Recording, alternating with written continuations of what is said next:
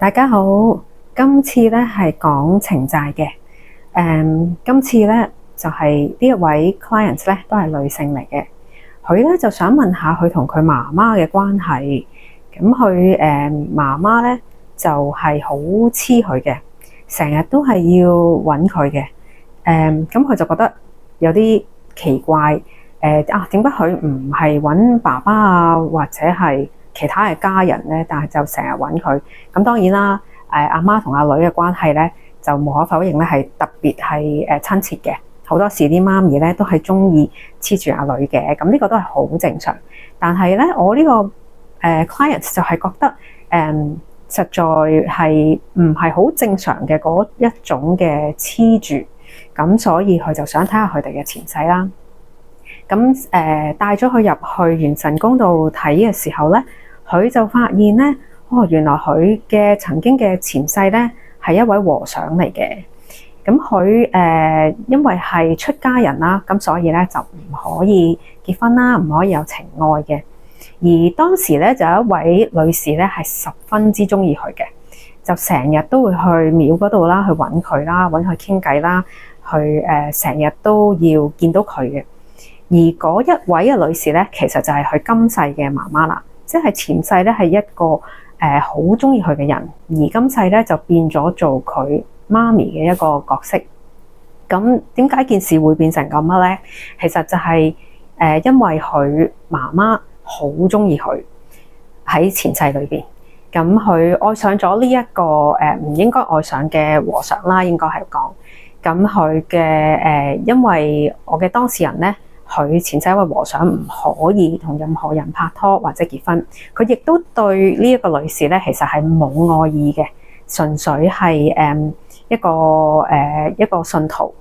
去揾佢。咁所以咧，當佢想聽佛法嘅時候咧，佢係會同佢去開解啦，去傾嘅。咁但係一到呢啲情愛嘅嘢咧，佢就唔會有任何嘅回應啦。而呢一個女士咧就知道其實唔應該，但係又無奈又收唔起佢嘅愛意喎，咁所以咧都係忍唔住咧，成日都係去揾呢一個和尚嘅。咁到咗今世啦，就係因為呢一個女士嘅愛意咧，去到變得好執着，咁所以咧就令到今世佢哋咧大家再相遇，但係個關係咧就係媽媽同阿女啦。而呢個媽媽咧，所以成日都會想見到呢個女。成日都想揾佢，乜嘢都係阿女嘅，就算自己老公咧，佢都可以唔見嘅，但係阿女咧就一定要見喎。咁所以我呢個當事人就覺得好奇怪啦。然之佢見到呢一個前世之後咧，佢就開始明白到，原來即係嗰個愛意咧係嚴重到變咗執着嘅時候咧，就算去到今世嗰個角色關係已經係媽媽同阿女啦。但係嗰個愛意仍然係其實喺度嘅，咁所以咧媽媽咧係好中意見到阿女，成日都要揾佢啦。而令到阿女咧係覺得係有啲煩惱嘅，係令到佢自己嘅生活咧係被影響咗嘅。咁因為當佢想同朋友去街啊嗰啲，佢全部都做唔到，因為媽媽要見佢。咁咧就會唔想佢出去，咁而呢個當事人咧，亦都係好孝順，佢都會係盡佢能力咧係陪住佢媽咪嘅。咁有啲人就會問啦，咁你可以 say no 嘅啫，你可以唔陪住你阿媽，你可以照同你嘅朋友出街啊，咁唔影響你生活嘅啫。咁呢個係你嘅選擇，咁點解你自己選擇俾人困住咗啫？咁其實咧呢個就係前世今生嗰個關係啦，就係嗰個因果。因為咧佢現世當然冇記憶啦，但係佢知道佢應該係話意識上邊咧，佢知道佢係欠咗佢媽媽一啲嘢嘅，所以咧佢會係你唔可以話不受控制，但係咧佢會係不自覺地咧就會聽佢媽媽話噶啦。咁所以咧佢出邊嘅所有嘅朋友嘅交際啊嗰啲咧，佢都會 cut 咗，就係為咗陪住佢媽咪嘅。咁呢一個就係因為佢喺個靈魂上面咧，佢知道佢有呢一個情債係需要還嘅。咁所以大家睇到咧，前世係因為愛情嘅情債，唔係因為佢中意人，而係因為對方對佢有一種好嚴重嘅執着喺度。咁佢前世冇辦法去令到對方擁有到佢想要嘅愛情，而變咗咧欠下咗呢一個情債嘅。咁所以好似我之前有另外一集係講過啦，唔係你唔愛佢嗰個緣分就完咗噶，其實係睇對方嗰個執着嘅程度係去到邊嘅。咁而呢一度咧就個媽媽咧係執着喺前世執着到咧今世嗰個緣分又翻嚟啦，但係你見到啦，個緣分都唔係男女關係嘅，反而係變咗親情嘅關係。但係個媽媽咧就好中意黐住呢個女，而影響咗佢嘅生活，影響咗佢嘅社交。咁